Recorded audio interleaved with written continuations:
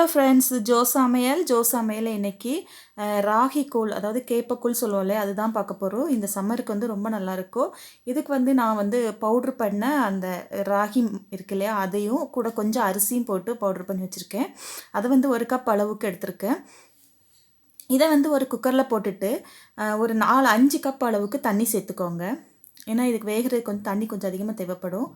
தண்ணி அப்புறம் அது கூட கொஞ்சம் உப்பு சேர்த்துட்டு ஒரு 10 நிமிஷம் வேக விட்டுக்கோங்க. அப்படி இல்லைன்னா ஒரு 2-3 விசில் வேக வச்சுக்கோங்க.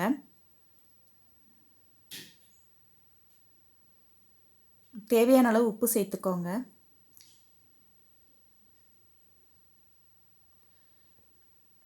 குக்கரில் விட்டு ஒரு 2-3 விசில் விட்டுக்கோங்க. அப்படி இல்லைன்னா ஒரு 5 நிமிஷம் 10 நிமிஷம் வரைக்கும் வேக வச்சுக்கோங்க. இந்த மாதிரி இருக்கும். நல்லா கொஞ்சம் கெட்டியாக இருக்கும். அடிலாம் பிடிக்கல. கொஞ்சம் தண்ணி நிறைய வச்சுக்கணும், இல்லட்டா வந்து அடி பிடிச்சிரும்.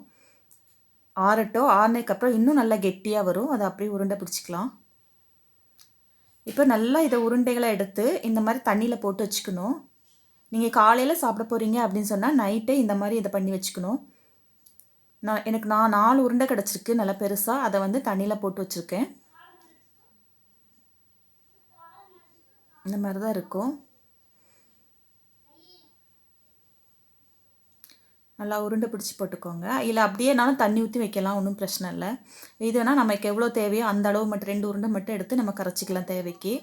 இதை ஓவர் நைட்டு நல்லா புளிக்க வைக்கணும். நம்ம பழைய சாதம் போடுவோம் இல்லையா, அது மாதிரி தான் இதையும் சேர்த்து புளிக்க வச்சுக்கணும்.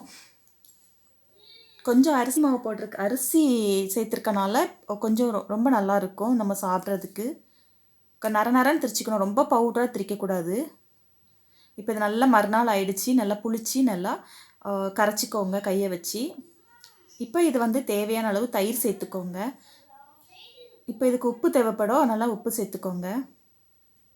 தயிரை வந்து நல்லா கடைஞ்சி சேர்த்துக்கோங்க. நான் வந்து அப்படி சேர்த்துட்டேன். நல்லா பசும்பால் உள்ள தயிர்.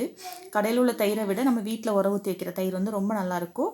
அப்புறம் இது கூட நறுக்கின வெங்காயம் மேலே தூவிக்கோங்க. இதை ஒரு மண் சட்டியில் வச்சுருக்கேன்.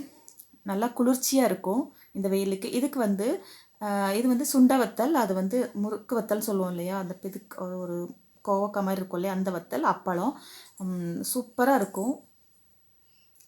இந்த சம்மருக்கு நீங்கள் இந்த ரெசிபியை ட்ரை பண்ணுங்கள். ட்ரை பண்ணிவிட்டு இந்த வீடியோ பிடிச்சிருந்தா ஜோ சமையலை சப்ஸ்கிரைப் பண்ணுங்கள். தேங்க்யூ.